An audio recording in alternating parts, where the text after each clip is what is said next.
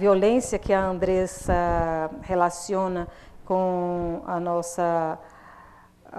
medir o valor das pessoas pela sua capacidade de consumo, né, numa sociedade que, ao mesmo tempo, segrega, quer dizer, cria o desejo, cria o símbolo do que é a qualidade de vida, a realização pessoal, tudo de bom, e expõe um segmento significativo da população a um sentimento de impossibilidade de participar desse modelo, de alcançar essa vida simbolizada como qualidade que se alcança porque você tem acesso a uma série de produtos do mercado, etc.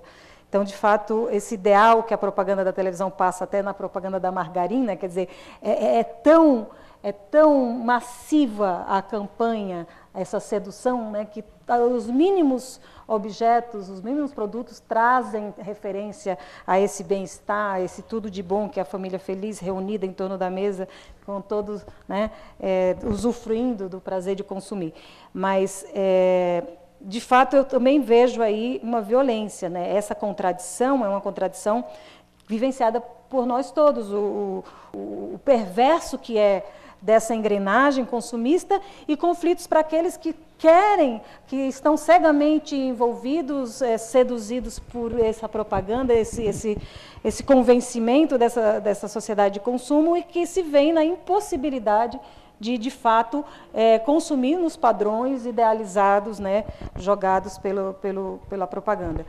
Bom, enfim, eu acho que é um movimento extremamente violento. Acho que no urbano a gente tem também uma grande vitrine, que é o contato, a exposição maior a esses objetos, né, de consumo, e talvez seja mais difícil para o jovem urbano lidar com essa realidade. Portanto, é uma realidade mais violenta para essas pessoas.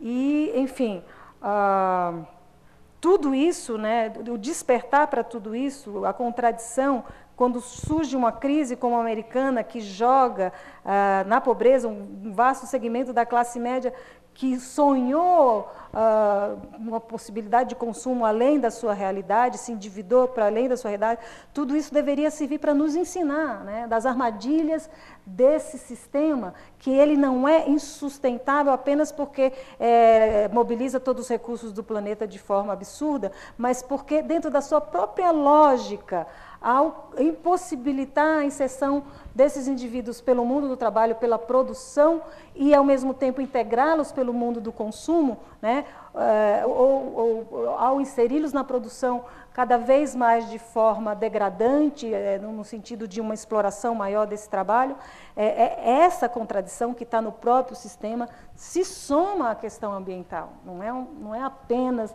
os limites do recurso do planeta, né? Então, esse sistema é muito contraditório e ele é muito absurdamente criativo, porque crises já existiram muitas, e ele se renova, se recria e se mantém. Por isso que eu disse que o capitalismo está se pintando de verde. Mas isso não quer dizer que ele é eterno e permanente. Se a gente for olhar a história da humanidade, o período desse sistema econômico social é muito curto. E a gente precisa ter certeza que a nossa capacidade de criar, ela vai para além, né, do potencial de cooptação dessa criatividade que esse sistema tem. Um pouco, a gente não pode abrir mão desse último trunfo que temos. Nós somos seres com grande capacidade inventiva, por mais que o dia a dia nos consuma e às vezes a gente não tem nem tempo de pensar, quanto mais de criar. Mas eu estava conversando aqui antes de começar a sessão com o pessoal do Traquinas, como é o nome do grupo? Traquitandas. Tractanas, desculpe. E fiquei muito impressionada com como eles trabalham, como eles improvisam, como eles reciclam, como eles, a cada contexto que tem que fazer a produção, inventam novas formas de fazer. Essa capacidade todos nós temos. Agora, a gente está acostumado a achar que as coisas já estão prontas, porque é exatamente a ideia que só nos cabe o papel de consumir, né? Uma coisa meio que a gente incorpora, a gente precisa reinventar, a gente tem essa capacidade, né? E quando vê o caso do grupo que está, de fato, pondo a mão na massa, aplicando, é bacana, é um exemplo aí que serve para todo mundo ver que há outros caminhos, outras possibilidades e essa criatividade que vai para o lado artístico, vai para o lado da produção, pode ir para o lado político, pode ir para o lado das relações sociais, e é isso que a gente precisa acreditar e mobilizar, enfim, dentro daquela, não o remédio definido, mas a receita do médico homeopata, que vai dando várias pequenas alternativas, essa seria uma.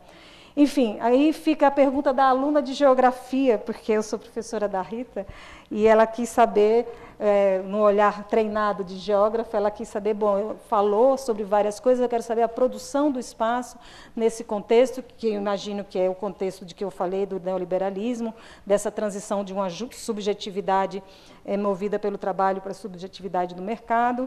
Numa cidade como São Paulo, esse espaço vai mudando. Eu falei de uma cidade que vai virando uma cidade cada vez mais de serviços, né?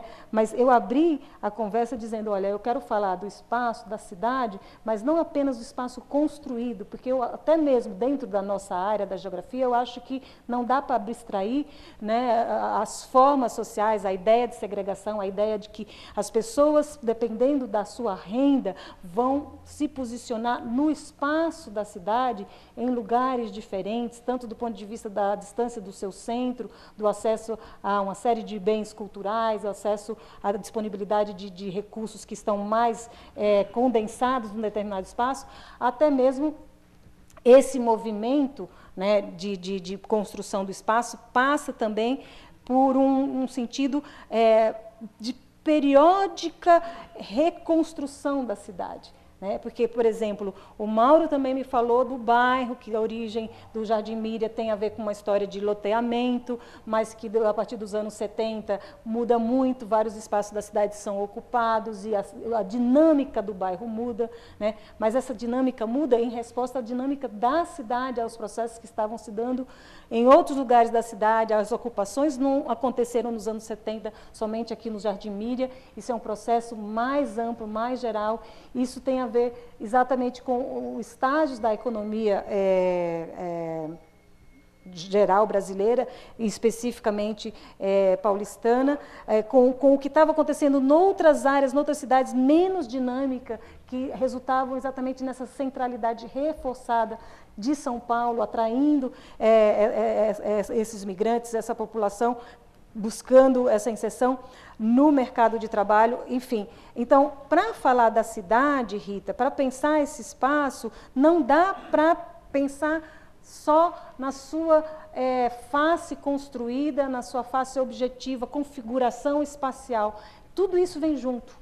Tudo isso faz parte de um mesmo processo e tudo isso me fala da produção dessa cidade, né? E, por último, além dessas dinâmicas, vamos dizer, macro, as dinâmicas micro que passam pelo cotidiano, que, para mim, como tudo que a gente conversou aqui dialoga com essa ideia, é muito relevante, porque as pessoas produzem a cidade também por meio do seu ir e vir cotidiano, dos significados que vão dando. Você mesma, ligada a um projeto do programa VAI, está comprometida com a possibilidade de oferecer momentos de cultura no seu bairro. Então, isso são ações que interferem na dinâmica da cidade, na produção do espaço urbano, entendido para além da produção dos prédios, das ruas e das instalações de infraestrutura, entendido como um espaço que é vivo. Isso é produção do espaço urbano também, né? Quando você pensa novos usos, quando você contesta o uso que já está, vamos dizer, dado pelo senso comum, quando você cria, quando você pensa outros caminhos, outras possibilidades para se relacionar com a cidade. Isso também é produção do espaço. E por aí vai. É isso.